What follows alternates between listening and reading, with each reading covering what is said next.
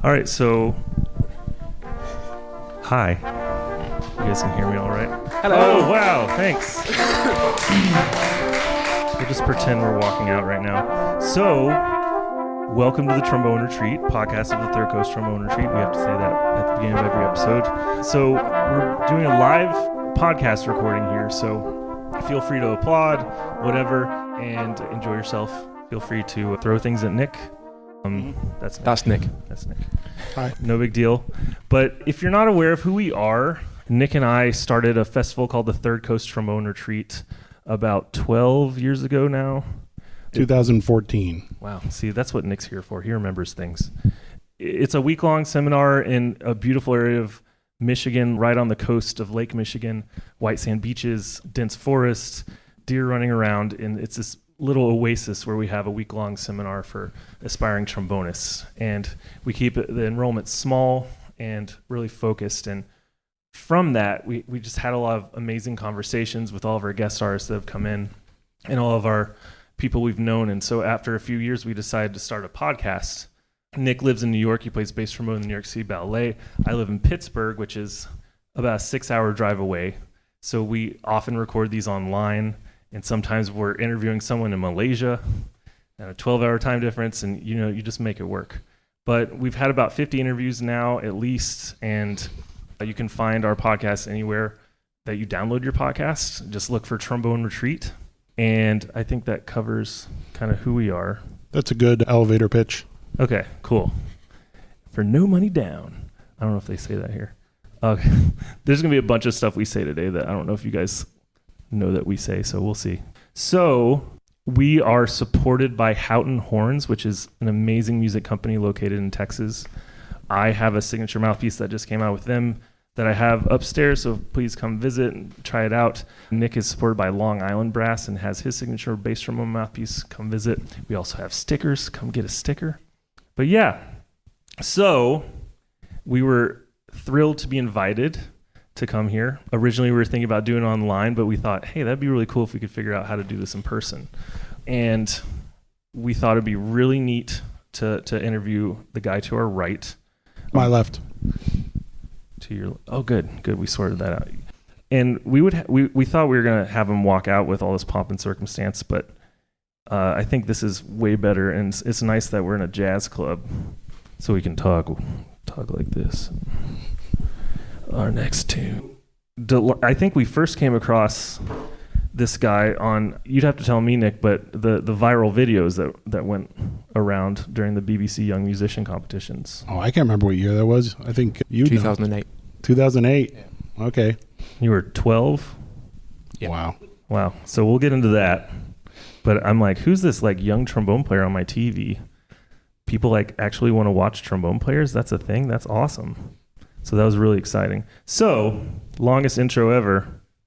Please welcome Mr. Peter Moore.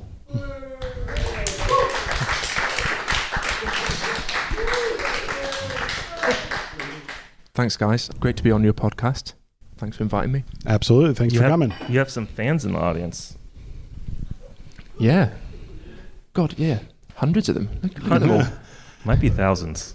I can't see that far back, so it's hard to really do a good head count. We try to keep the groupies in the back, like the security is pretty tough here in this jazz club. It's hard to get into. Mm-hmm. So you've had a long day already. Where'd you wake up today? Yeah, I working on the Scottish borders today. I had a recital in a little place called Kelso, really beautiful part of the world, in a really nice church. So it was fun, but yeah, a lot of driving, and yeah, but nice to make it here for this, and also be a part of this festival and kind of relax and enjoy it today, because there's loads of great stuff going on later, and I'm not playing it till tomorrow. So support all the work that everybody here has done in organising it, and yeah, already it's quite a successful event. Now, I have a question, a little bit off topic. Why is it the Scottish borders, not the border? Why are you asking me questions I can't answer? I don't know. I mean, yeah, I'm not sure. Okay. But it's very much a territory, I think. Scottish borders is a territory. Wait, yeah, I'm getting nods from the audience. It's not like a line, like a border? It's like a territory? You see a sign say, welcome to Scotland, Uh-huh. and then it says, no, it doesn't say welcome to Scottish borders. I'm not sure. See, Okay. I think Nick's asking because we would just call that a border, not borders. I wonder if that's related to why you guys call it maths, and we just call it math. No, I still have never met anyone that can explain why. I guess you can make the argument. There's a lot of types of math. You also call it zucchini. That's what it's called. Instead of courgette, is there courgette? Yeah. Right. Okay, now that's a completely different language. Eggplant instead of aubergine. See, I know aubergine. Yeah. Oh. Welcome back to the food podcast. Okay, I have an American accent. You have a British accent. We're just gonna have to move forward. Oh, you're British. Yeah. Well, tell us about that. What's that like? I'm a bit of a hybrid. I was born in Belfast and grew up in Manchester, and then since the age of 18, have lived in or around London. So is your accent like a blend of all those places? It depends who I'm talking to. So if I'm talking to people from Belfast, I will go Northern Irish quite quickly. And if I'm talking to people from Manchester, I'll go Manchester quite quickly as well. So since we're from America, are you going to start speaking in a I don't American think accent? So. No, I need to spend a bit more time around you, I think. That'll happen soon. All right, okay, so when did trombone kind of come into your life?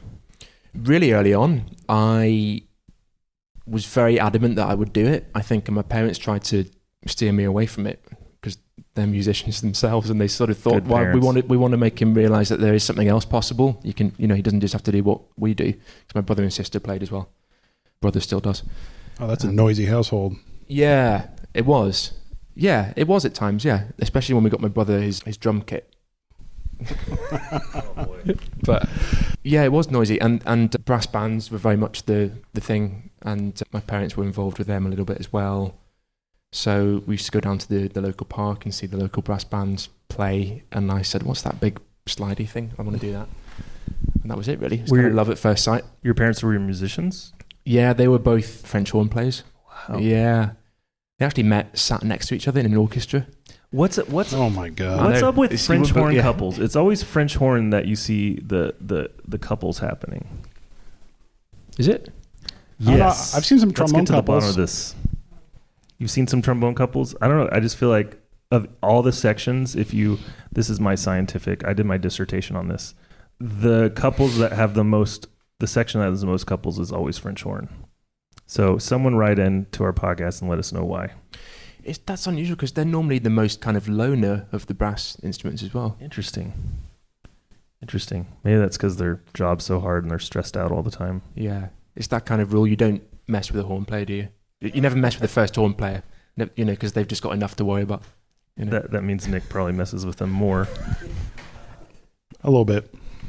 So you would be hearing brass bands a lot. You were fascinated by it. Was it you just saw the trombone and you were kind of into it, or were you just kind of into the idea of being a musician? No, I thought everybody was a musician. I didn't realize. I used to go into my primary school and ask people what they played.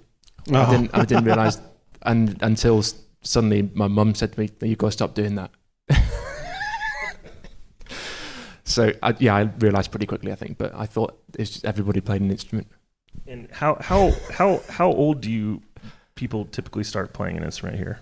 I think it depends. I think in the days, it totally depends. There's people that have started in their kind of mid-teens and gone on to be brilliant. There's people that have started much earlier than that. I think probably it's maybe getting later these days due to maybe music services disappearing and junior bands disappearing, sadly. But I started when I was 5 but I didn't start on the trombone. I started on a baritone because we couldn't get. I'm sorry. And then I had an alto trombone when I was 6.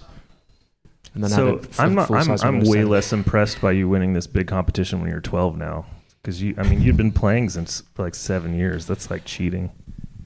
Yeah, I mean, do you know what? It was that brass band stuff in the early years was absolutely brilliant, because the development that I just had, like a rapid development, just all thanks to that, really. Just turning up and twice a week and reading all this music and, like learning how to read music very quickly, internalizing pitches, So that, yeah, I definitely owe a big part to that. I think it's one thing that generally is done well in this country is the early music education through the brass bands, because we don't have, we have early music education, but we don't have brass bands really, not on the scale that they have here. And I think that's really great for brass players. It is good. It's helping people to realize that there's still a lot of bands available, because they're not really linked to schools or anything. I see. It's they are brilliant. I think there's still well over 100 in this country. Wow, that's amazing. So, it's fantastic thing to do. We talk about that a lot. It's just you see such a clear difference in a young person that, in a brass band you're challenged endurance wise, you're challenged melodically, technically, way more so than an 11-year-old who is joining a wind ensemble and probably just playing whole notes for quite a while until maybe you're older and you start playing in different keys and stuff. Like, you're challenged with the brass band from the beginning. You are, and you don't realize that actually the trombone is a lot harder to play fast or much harder to play slow as well than many other instruments, because the brass band writing is just kind of the same across every instrument pretty much. The technical demands, and then you go and sit in an orchestra and you think, oh, it's nowhere near as challenging as what it, but then there's other things that are hard, like the sound and the blending and all that sort of stuff. So I think I remember being able to sort of play quite demanding stuff quite early, but then when I turned to a little bit more of the orchestral side of things, I realized there was a bit of a hole there in terms of that kind of style, so it's interesting, and everybody goes their own way, and yeah. So were you studying with your parents first? Or? No, I went to my dad's junior band, but he never really I was never, in a room with him doing a lesson or anything like that. So no, my first teacher was kind of in Manchester when we moved there. A guy called Andrew Berryman, who was at the time principal trombone of the Halley Orchestra in Manchester. And I started to take lessons from him when I was about 8 or 9 years old, for the next 4 or 5 years. So yeah, he's my first teacher. Sounds like a great teacher to have at a young age. He's fantastic. He's everybody knows who he is in the business. He's a bit of a legend, but he very, very infectious personality and very, very inspiring, and you sort of find yourself hanging on to his every word, And he was very careful with me not to. I think I sort of said, well, I want to play this and this and this, and he was like, nope, we're gonna wait, he'd say your slurs weren't very good, so we're just gonna do basics this week, and then kind of, what about this piece? Maybe in a few months' time. So he was actually trying to get it off my face more than he was saying, do this. Now, I was grateful for that. Were you challenged by, for a young person, for their teacher to say, oh, we're just going to focus on fundamentals. We're going to do Arbans, or we're going to do Clark studies, or whatever it is, something that's, maybe not as fun, but it's obviously, it's like taking our vitamins, it's good for us. But as a young age, we just want to do the fun stuff. Was that discouraging for you, or did you find it challenging? No, it wasn't discouraging at all, because I think he knew the reason why he was saying it, but it was because he knew that I was doing already quite a lot of playing outside of these lessons and a lot of demanding stuff. So he was anxious that I didn't push too hard too soon, and made sure that I was kind of properly set up. So yeah, no, it wasn't frustrating at all, really. You weren't the type of person that needed to be told to practice. No, nobody ever said that. Yeah, I understand. I was playing. I was never very good at sitting in a room and doing hours. I do that more now than I ever have, to be honest. But I never did that when I was growing up. I did my warm up and then I just played. And that was it. See, okay. So I didn't really, little technical things that I had to figure out. I've sort of figured out as an adult, not as a kid. Mm-hmm. So motivation was not a problem.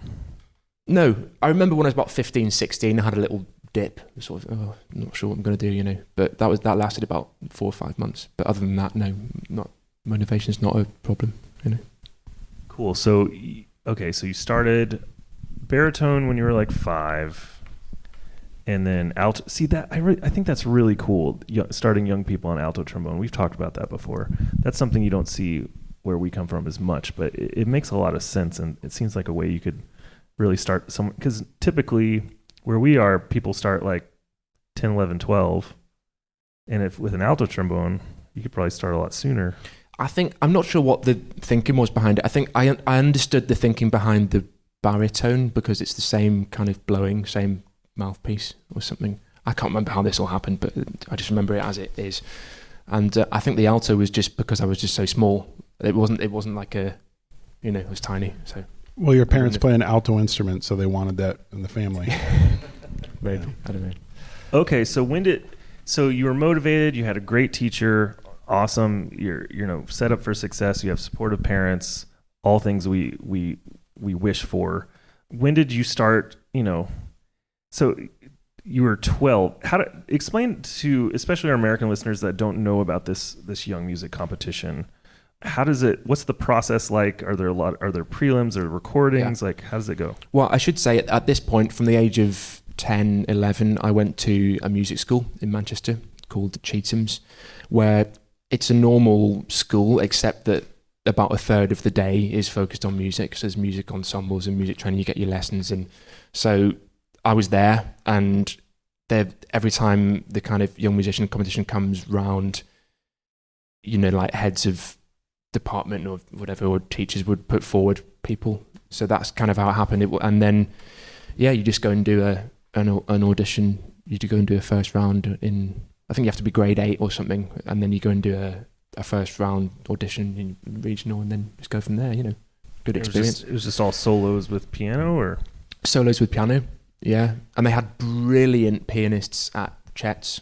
So that's my Chetham's in school. That was kind of the best thing about being there. They had 4 or 5 staff pianists that would just play with the students all the time, and they were all fantastic. So yeah. And at some point, so this is televised, right? Or is it just the ending? No, that's it's televised? not. It's not televised until. You're really making me think now. It's going back a while. We can watch the video together. That'd be fun. It's only televised when it gets to the final instrumental categories, which is like the 4th round.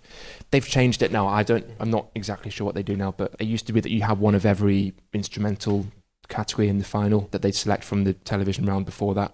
But they've changed it now. I think they only have three players in the big final now. So, but you'd been doing some work to get to that point where most people started seeing you. Yeah, absolutely. I mean, I didn't.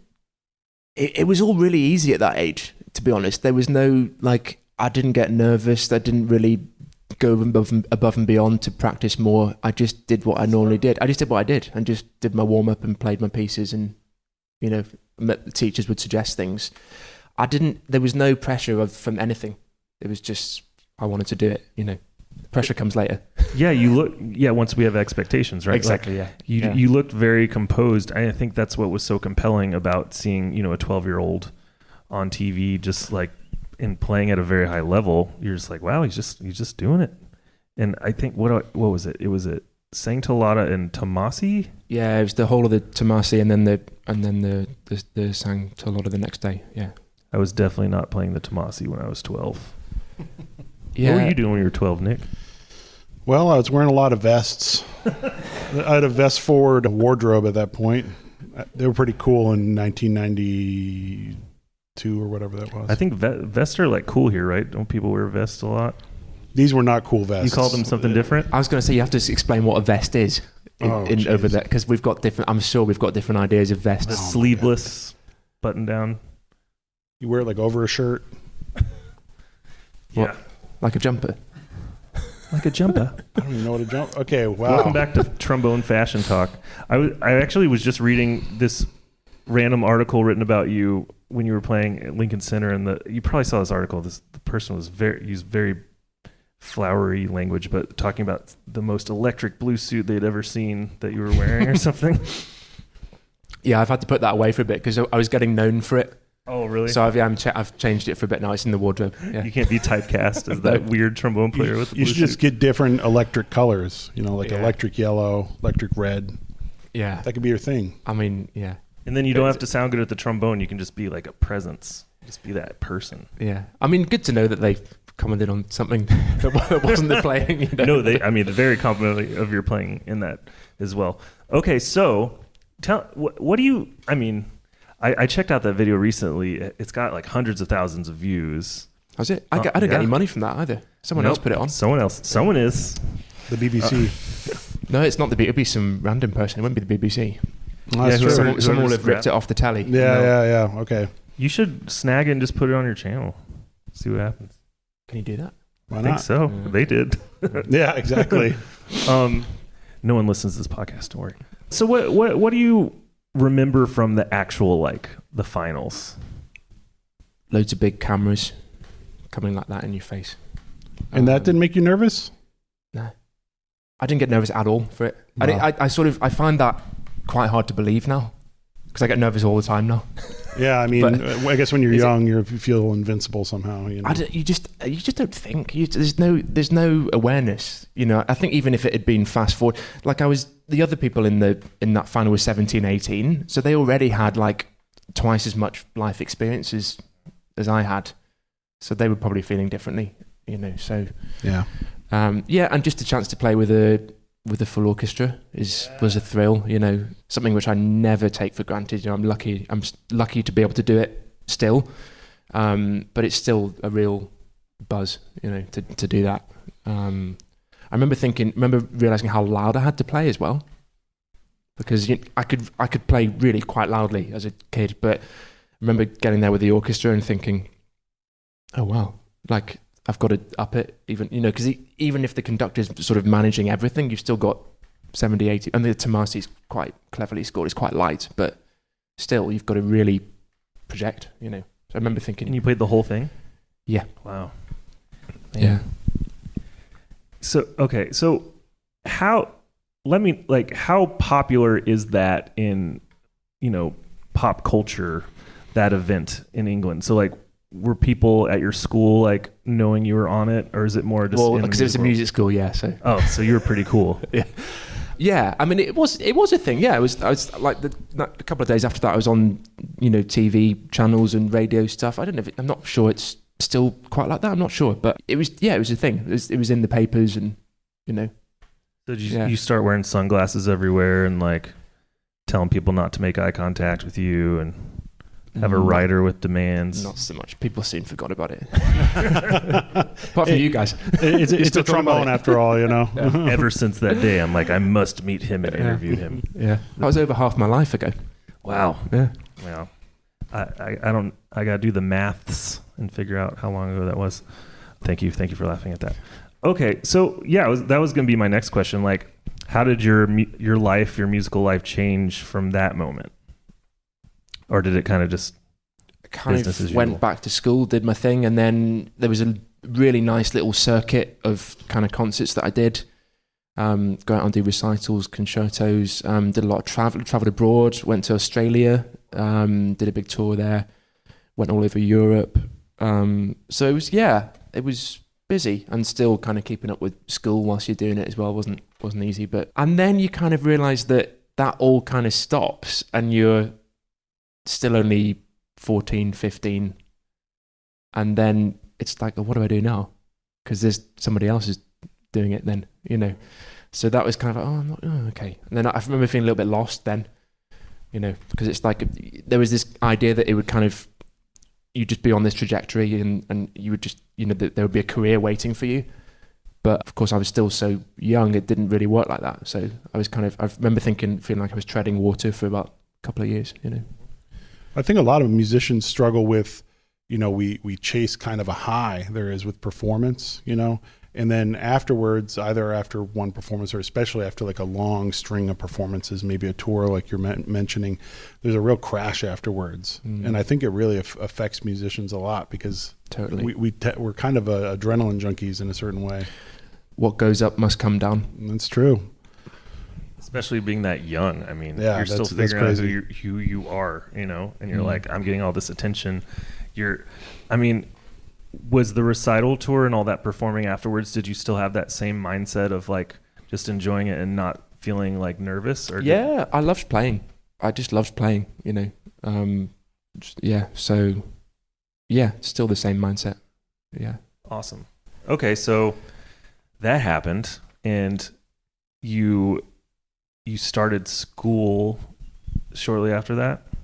like a few years after that, you guys call it university. I never went to university. You never went? No. So just straight into the job? That explains a lot. Yeah. But you have to remember, like, where I already was, that was kind of like a music college, kind of. Right. You know, for younger kids. So was the London Symphony one of your first auditions? It was the first one, yeah. Batting 1,000. Well, I did one for the same job a couple of years before it, but I was too young to really do any work, they said. No, I mean, so you took one audition. Well, I mean, I guess 2 auditions, but yeah. So what was the official result of the first audition? You said would you have won if you were older? I don't know. No, I'm not sure. But you know, it was very much like, well, it's great to hear you, but come back when next time. When your feet touch the ground, you can come back. Well, you were always tall, right? Like once you. Yeah. I was about this height when I was 15. Really? No. Yeah. Wow. Yeah. Just like a rail. Yeah. Okay, you take this audition a couple years beforehand, so you were what, 16, 17? Yeah. And this is the time they say come back when you're a little bit Yeah. older, right? What drove you to take the audition? Did someone say, hey, you should audition for the LSO? Yeah, Philip Cobb, who's principal trumpet there. He was not much older than me at the time. He got the job when he was 21. Oh, okay. That's a good person to recommend you. Yeah. Yeah, and kind of already kind of a bit of a hero of mine, you know, so... And we had mutual friends, and so yeah, why not? It's very much like a why not moment, you know. Wow. Was it something? Was this because I was just interviewing Ian Bousfield, and he was talking about how at a young age this was like in his mind from when he was young. He was like, I want to be principal trombone of the LSO someday. Was that kind of something that you were aspiring to, or was it? Not at all. Yeah, not at all. I actually was. I felt like I was a soloist, not an orchestral player. I didn't feel comfortable in orchestras really for a long time. So it was just very much something that came up at the time. I remember chatting to a really close mentor of mine. He taught me piano, and just loved this guy. He's called Jonathan Middleton, fantastic guy. And he was telling me, well, like, when an opportunity like this comes up, you got to do it. He said, get on the train, do it. So yeah. We do a lot of that in music, right? It's just like, oh, that's what I've seen other people do. That's what I'm supposed to do. But you had the unique experience, especially as a trombonist. You had a unique experience where a lot of your first experiences were getting to be in front of the ensemble and getting to perform and seeing what that's like and seeing how it feels to be a soloist. So you kind of, I guess you got the bug from an early age.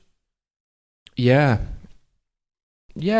totally. And I just I wanted to play, so if there was another opportunity to play, why would I not do that? So yeah, it just kind of happened. It happened by accident, really. And they offered me the job, and I still I didn't accept it straight away because I was obviously over the moon, but I had a place at the academy down in London, and I thought, oh, maybe should I do that? And I'm not sure, And a few people told me not to take it, actually. Yeah, a few kind of people that I really trust said, why not don't take it? Because they thought I'd be in the middle of London, completely swallowed up by this organisation, always working, not having the chance to grow up and find my feet. And do you know what? They made a good point. They made a very, very good point, but I still did it, and I don't regret it. So, how long did you stay? 10 years. 10 years? Yeah, including a sabbatical and COVID. What's that? Yeah. Describe that to our audience. Yeah. So. Okay, so 10 years, that's a good chapter of life. It is. And actually, do you know what? The first 4 or 5 years were brilliant because it was an education for me. Because I was co-principal trombone there. So I was kind of the lesser of the two principals. And Dudley Bright, that was just a kind of education for me in terms of orchestral trombone playing. It was just, yeah, I sat on stage with them quite a number of times and was kind of blown away by that. And then you had Phil Cobb as well. And so, yeah, the great thing about that orchestra is there was always something special going on around the orchestra. So if you weren't playing very much, or you're in a piece that you're not really required for much, and there'd always be something special, special oboe moment or a cello moment, and that was quite inspiring. And I don't think I only realised recently how much of a profound effect that had on my musicianship. I wouldn't say I became a better player. after joining that orchestra, but I definitely became a better musician and had a lot more concept of what I wanted to say and how I wanted things to sound. And I have to just thank the orchestra for that, you know. Well, Nick, he listens to the oboes. He's like a real musician. I love music. I listen to music all the time. I love it. I'm obsessed with it. I breathe music. Yeah. So I just, unashamedly that's so. That's probably good as you're a musician, right? Yeah, but I'm always amazed at how many people don't seem to be that interested in it. That's true. Especially in people actually working in the business. A lot of them don't seem to actually like music. Speaking very openly on your podcast. That is, can you name some names? Absolutely. No. That would be a whole nother podcast episode to talk about that, because I agree with you 100%. Yeah. Tell us everything you hated about the LSO. Top 5 things. Yeah. But I mean, with any job, it's like, you know, from the outside perspective, someone's like, oh my gosh, principal trombone in the London Symphony, and they can't imagine anything better, and that's such something we aspire to. But with any job, and we talk about this a lot on the podcast, there's no perfect situation, but we can take the good from everything. And it sounds like you had an amazing experience, and yeah, like you said, you learned a lot on the job. I mean, there's so much. It's so hard to win a job, and you have to play well enough, but just playing well enough is like the first step once you're on the job, right? So you're learning how to be an adult and how to be a leader. And well, there's all that stuff as well, but also even just with the playing part, I felt like I had to learn how to play the trombone again. It was just a completely different way of playing that I'd never done. Just, you know, like starting notes in the right way, and, you know, making sure that you're absolutely right there ensemble wise, paying like super clear attention to intonation, things like this. Not that I didn't do that before, but it's just another level of focus in terms of blending and ensemble playing and fitting into a machine. Because as a trombone player, you might get in the orchestra, you might 3, 4, 5% of the time get a moment to really shine, and that's first trombone. You know, the rest of the time you're contributing something on a kind of deeper level. So it's learning how you fit into all that. And that was hard, because that was hard for me, because I'd sort of been doing the 3 and 4% stuff. You know. Well, I mean, or you could be like a bass trombonist and think it's always your time to shine. Yeah, they do that. When is it not? Yeah. Everything is a solo. That's a really interesting way to think about it. Did you have, if you looking back, was there it's a hard question in 10 years, but like, was there a moment or a concert or a weekend that really stuck out as being really meaningful? Yeah, I can give you I think 2 or 3 examples. One of them was playing the Rite of Spring with Valery Gergiev, very controversial man, but absolute genius musician. And then anything with Bernard Haitink, very, very fortunate to have worked with him before he passed away. We did a couple of brilliant tours with him, Europe and Japan, and then we did Mahler 3 at the Proms. Never heard of it. I didn't play the solo, but I was in the concert, and really, really special. One of those that just really stuck with me, you know. And then we did, you know, I had a great 4 or 5 years as the kind of the only principal player there, doing everything with Simon Rattle as well, and the repertoire was mad. I mean, the diversity in his repertoire, we did everything, absolutely everything, you know, from epic Mahler symphonies to light South American infused concerts to big band things to everything, you know, modern music, and generally it was all great, you know. It was a brilliant experience. So, you know, sometimes people say to me, "Oh, is it not a little bit tedious?" You know, sometimes playing the trombone in an orchestra. I was like, I was never bored playing in those 4 or 5 years, because we just did so much big stuff while you were always playing, you know. So that was good. Yeah. Now, what part of the job did you find the most rewarding, and what did you find the most tedious? Tedious is sitting in rehearsals where you're not playing. True. And you get conductors. Big part of our job. You get conductors who are quite good at telling you when you need it, and you get conductors that couldn't care less about that. Yeah, Brahms 4, and they get up there and first movement. Okay. Yeah. And then I found it frustrating because I'd get more frustrated, and then you'd have something really, really quiet and pearly to play, and you wouldn't be feeling good, and then you wouldn't play very well, and I'd think, oh God, like why is this? It's all of a sudden it becomes hard. Yeah. You know, so I learned a lot about mindset and kind of getting in the zone and focus and all that sort of stuff, which is vital to what we do. You know, and then the most rewarding part is just sitting there in the concerts and being kind of caught up in the middle of something like that. Very lucky to have seen a lot of the world as well. And then, you know, the other things that it brought me as well, it gave me a profile that opened up other work for me. So I was able to continue my solo work, which became more and more challenging to do both. You know. You said you were thankful to see the world. I mean, how did you find touring? Because I know the group tours a lot. I loved it for the most part. Yeah. But that gets old sometimes too, right? Sometimes. Yeah, when it's like too much in a row. Yeah. It can be if you're in like, you know, the 6th stop in Germany and it's like the 6th city in 6 days. Why don't you like Germany, Peter? Well, it just came to mind. I do like Germany, for the record, but you know, you're exhausted and you're queuing to get your hotel. The worst bit is queuing for the elevators to get up. Oh, that's the worst. Oh, I know exactly what you're talking about. I hate that. But then, you know, you go and do the gig and then find somewhere to have a beer and you're fine. You know. Nick and I just spent the last couple of days in London, and maybe the smallest elevators I've ever been around in some of these hotels. We were like belly to belly. We don't have a lot of space in London. It's a problem with real estate. But I was going to ask you, so on the other side, being an 18-year-old, again, a time in your life where you're still figuring out who you are, making money, consistent money on your own, being professional for the first time in one of the greatest cities in the world. How do you balance being an 18-year-old and having fun and living life with this big responsibility you had at work? It was a struggle. Yeah.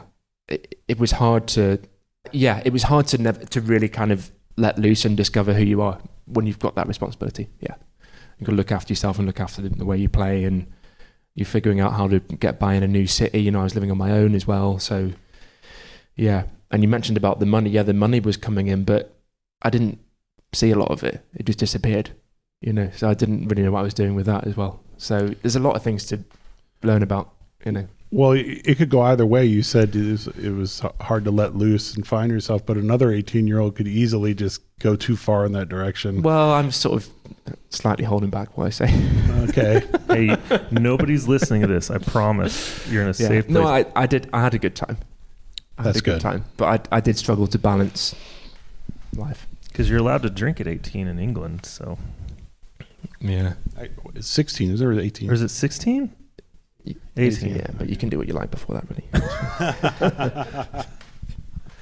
Yeah, I mean, yeah, because finding that balance of work hard, play hard, it's a thing, because at the same time, you have what could be considered a high stress job, and you need to be making sure you're enjoying life too and not stressing yourself out all the time. So, I mean, hanging out with friends and having relationships outside of work is important. Were you just mainly hanging out with people in the orchestra, or? No, I had a number of friends that were at uni at the time, you know, so yeah, but then some people with the orchestra sometimes. Yeah, if you're on tour, you're always with the orchestra, obviously, so you become quite close to some of them, you know. But it was mostly colleagues there. You know, yes, you spend so much time with these people, and I do have a couple of friends in the orchestra still, you know, but mostly they're your colleagues. And I found the lines to be quite blurred at times, because there's this kind of expectation that you go on tour and you're best mates and you've got to do all these things together, but actually there's really no need to do that. There's no pressure to do that, as long as you can kind of respect each other. And so that I found that quite tough, figuring all that out. And I think it's something that still a lot of people in orchestras aren't able to quite work out, you know. It's a weird schedule. I mean, sometimes our workday doesn't start till like 8 o'clock at night.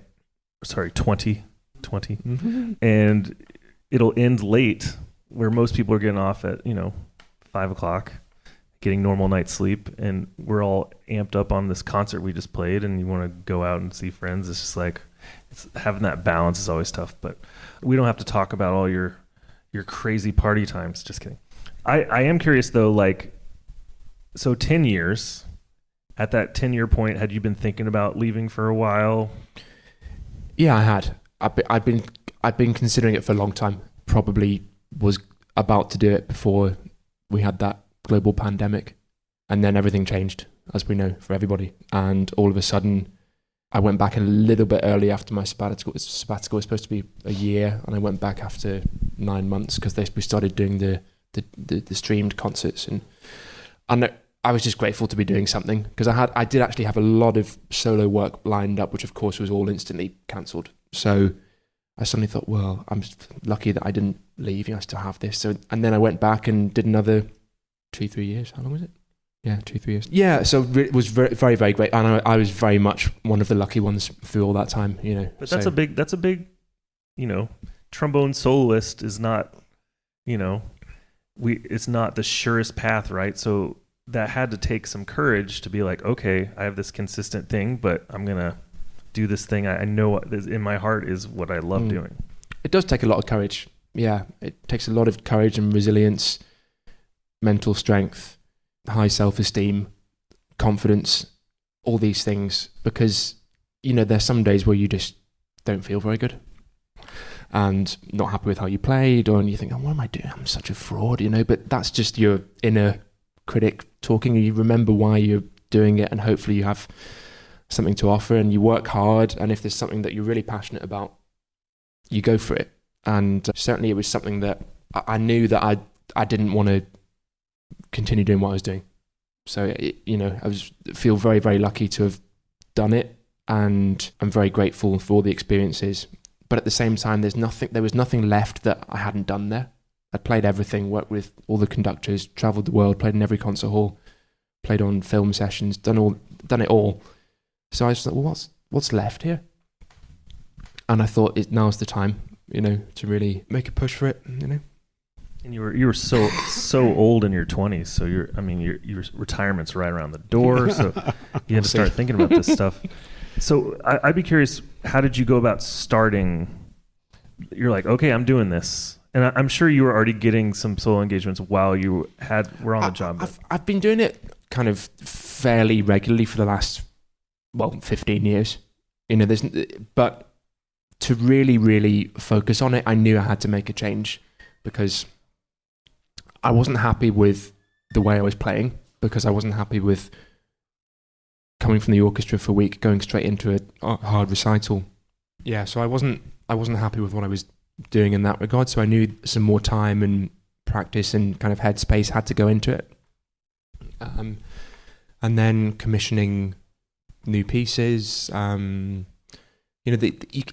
can't do these things when you're in a job as demanding as that. There's no time, It's nice having that. There's something about having that healthy fear of like, okay, I'm committing to this. I need to do it. If I'm going to make this work, I got to put the time in. I got to make a plan. I got to do all this stuff. And it makes you work harder, right? It does make you work harder because there's no other choice. There's no option. And Christian Lindbergh told me that. He said, you can't do it from a position of comfort. I said, I can see that. And partly just from a headspace point of view, you can't, if all of your energy in playing is going into your job, the last thing you want to do when you get home is think about other practice you've got to do, or there's not enough hours in the day, So you obviously wanted to leave. You had made a decision in your head.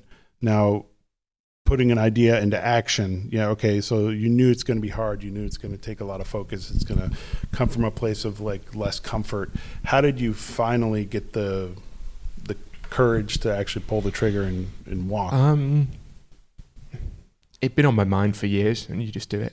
And when you're in the car, are you listening to the type of music that you tend to play, or are you listening to just everything? Sometimes radio, sometimes stuff I'm playing. Yeah, everything. Something. Noise. Same. Never silence? I'm a silent driver. Sometimes. That's my favorite way to drive. Nick likes to be alone with his thoughts and brood. No, I think it's just impressive that you were able to actually do that, because a lot of people have big ideas of doing something and they just can't get to that last step of actually, jumping off the cliff, so to speak. Because it's not to be taken lightly. You went from a job with security to something that doesn't have security inherently, And for a lot of people, that's enough to like, I can't do that, So that's impressive that you did that. Yeah. taking a bet on yourself, you know? Yeah. And also just see what happens in life as well. You know, it was a question of, I knew that I wanted to have a go at it, but also I knew I didn't want to carry on doing what I was doing. You know, not to sound too negative, but no, it's great. I knew that it wasn't an option for me to continue where I was. So that kind of helped. You know? Yeah. So we like asking about like the nitty gritty stuff sometimes. So, you know, you want to do this. Do you think, you know, getting a manager is the best route? Is it, I just need to contact every single person I know and keep up with these contacts all the time? As far as just the logistics of trying to build a network and a career for things like this, how did you go about beginning that kind of thing? Well, I had a lot of contacts already. So you remind people that you exist. You send them videos, you send them recordings, you come up with interesting concepts, interesting collaborations, and then you go from there, really. It's a never-ending thing. You're at it all the time. But that makes it kind of fun though, right? I think so. And it's just being open to new ideas and thinking outside the box. And, you know, I've got a trio with a mezzo soprano and a pianist, which I never would have had time to do. I've got commissions happening. So, you know, you just have to think a little bit more differently. You know, stop thinking about what's already been done and think about what can be done next. And actually what's been really pleasing in the trombone world is that there's been a lot more great new pieces happening the last 10 years or so. That's true. That's exciting. Yeah. We've got a number of people to thank for that. So you've been commissioning quite a bit. Every time I look up a recording of you, it's some new piece I hadn't heard before. How many commissions have you done so far? I'm not sure. There's a lot more in the pipeline, but you know, probably in the 20s. Oh, that's amazing. Yeah. So any particular standouts that you've really connected with? I connect with most of them because we usually collaborate as we're doing it. So they want, you know, composers they want to know who you are as a musician. Well, you know, the composers I work with, generally ones that I've chosen, they work that way. They want to know about the musician. You know, they're not just writing a piece and they say play this. So there's a lot of me that's kind of gone into it as well as them. So yeah. What would you say to young people that, you know, they're in music school and they're around composers all the time, but they may be a little intimidated to try to work with them? I think composers are looking for opportunities just as much as other musicians are. So there's no reason to be intimidated. Just ask them, and they'd be silly if they didn't at least entertain the idea. You know, everybody I've reached out to has been brilliant. So, and you know, even when they're not able to, they'll say, "I'm just not able to right now, but thanks so much." And everybody, it's part of the same ecosystem, so we need each other. You know, they need us as much as we need them. That's absolutely true. Yeah. So, what's hot on the horizon for you? What are you excited about? I'm commissioning a piece by Deborah Pritchard, fantastic English composer. I've just recorded an album with Tradiga Brass Band, which will be released in March. So going through the edits for that at the moment. I've got a tour of the States planned in March as well, if I can get my visa. Hey, that's where I live. You coming up anywhere where we are? Where are you? Michigan? I'm in Pittsburgh. And he's in New York. In Pennsylvania. Yeah, I am. Starting on East Coast and I'm kind of working my way in. Cool. And going all the way to Illinois and then down kind of Kentucky. Yeah, let me know. I'm doing Eastman as well. Starting in Eastman and then, yeah. Are you coming through the city, New York? I haven't decided yet. Maybe. Haven't decided? Yeah, I might do. I love New York. I'd never turned down an opportunity to go there. Okay, we'll talk. We'll talk. I know some people. That's super fun. You can enjoy touring again, and well, that's awesome. Wait, what kind of tour is that? Is it just you and it's piano? It's recital and masterclass tour. So it's So with you university and piano? residencies. Are you bringing a pianist? No. Or okay, you're picking up one on the road. Okay, gotcha. Brave man, brave. But they'll all be brilliant at these places. Yeah, though. I mean, you're I'm going sure. to great places. So Absolutely. You already have your repertoire picked out? No. Wait till I get the visa. I've got the guys at Getson doing it for me, so hopefully they'll pull through. But yeah, I mean, it's just like everyone in the world, just like everything else, visas have been affected majorly. Like after COVID, everything takes so much longer to go through. yeah, it's a nightmare. Yeah, You don't make it easy for us. It's us. It's us personally. Yeah, it's me. I did it. I wrote a letter to my congressman. Don't let that guy in because he's taking all our trombone jobs. I've always He's too good. I've always behaved impeccably in the States, so I don't know how that. I don't believe that. I don't believe that for a minute. But you'd have to do a lot to get in real trouble in the States. Yeah, it depends where you are. Depends where you are. That's true. Yeah. So, okay. So a lot on the horizon. That's really exciting. You're having fun, I take it. Absolutely. Enjoying every day. Trying to, living in the moment. Absolutely. Feeling free. It's great. Great to be here. Living the dream. Well, great. Should we... Let's go into some rapid fire. You want a rapid fire question? So if you've heard our podcast before, we always finish with our rapid fire section where you have to accrue points, and if you win, you get a big prize. That's not true. But I love games. Yeah. Don't lose. That's all I can tell you. Lose. You don't want to find out. And this is interesting to you, especially because we talked about your life changing so much at the age of 18. So this is the first question we ask every guest. What advice would you give to your 18-year-old self? Oh, stay true to who you are as a musician and person. Learn how to manage money. Have a social life outside of your job. That was good. And actually, he answered in rapid fashion. I like that because for you, it's a different answer than most people. And I hope you understand that just because of your position of when you were 18. A lot of people say just calm down, slow down. So my question... That's good advice as well, to be fair. My question is going to be on the opposite side of that. Where would you like to see yourself in 20 years from now? Honestly, as long as I'm involved in music in some way, I don't mind. I don't know. That's fair. I don't look too far ahead. That's good too. So wherever I am is cool, as long as I would like to think the trombone will be involved in some way, but who knows? Yeah. Okay, so for the music and trombone nerds, favorite trombone solo you've ever played? If you Desert Island, you can only play one more. God. Is it one? It has to be one everyone knows. No. Use it as an opportunity to tell people. How about top 3? I'd probably put the Sulek in there. I think that's a beautiful piece. I can correct you. Here it comes. The Sulek. Sulek. Wow. Stepan Sulek. You didn't know you'd come here to learn something, did you? I'm going to die on that hill. Everyone needs to learn that it's Sulek, Serbo-Croatian. I don't know. It's got to be something new. I'm getting a bit tired of all the old stuff. Yeah. Something crazy. I don't know. Yeah, I'd just say that. Sulek. Yeah. Cool. Because the problem is the really great new modern stuff that I'm playing is that it's too hard. So I wouldn't want to play it every day. That's true. You're playing some hard stuff, my man. Whoosh. Yeah. Favorite composer? If you want to do top 2 or 3, you can too.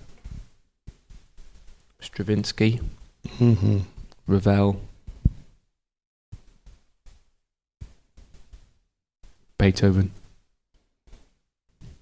That's quite a soup. Quite a soup. Yeah. I like that. Quite a soup. All right, here's a controversial one. Are mushy peas any good, and why not? Well, it depends what you mean. It depends what you mean by mushy peas, because mushy peas up north, as they should be, you get a massive, great big bowl of them, and they're sloppy. Oh. None of this kind of pea puree thing that you get down south. All right. It comes in a little pot like that. Yeah. And they call those mushy peas. They're not. But they are excellent, yeah. They're the proper ones. Wow. All right, Yeah, I'll have to try them up north. With gravy. Wait, they're already... put more on. So it just becomes a big mess. Yeah. With like brown gravy? Yeah. Oh my goodness. What kind of gravy do you have? What kind of gravy is not brown? Well, you go to the pie and mash shop and they have what they call liquor. There's white gravy. That's not liquor. Is it? Oh, okay. Yeah. When you come to the States, you gotta have some chicken fried steak and get the white gravy. Yeah, I'm vegetarian actually now, so I won't be having that. Okay, won't be having that. There are places that do mushroom white gravy. Yeah. Having said that, most gravy's got meat stock in it, so I probably wouldn't have that anymore. No, that's true. Yeah. It's one of those weird things that you look at stuff and it's weird. Like Nick and I were talking about, how normal it is for you guys to eat beans for breakfast, which we just don't do. And that's only in cafes, and you wouldn't do that at home, really. Oh, that's more of a traditional. Yeah. But beans on toast, though. Oh yeah, I suppose. Yeah. Yeah. But then you eat it, It's and strange it's for us. delicious, and it's just like It does taste good. it but kinda works. It's strange for us. Okay, there's a billboard that the entire world can see, Oh God. and you can write anything on that billboard. Oh What would you- God. You're not making this easy, are you?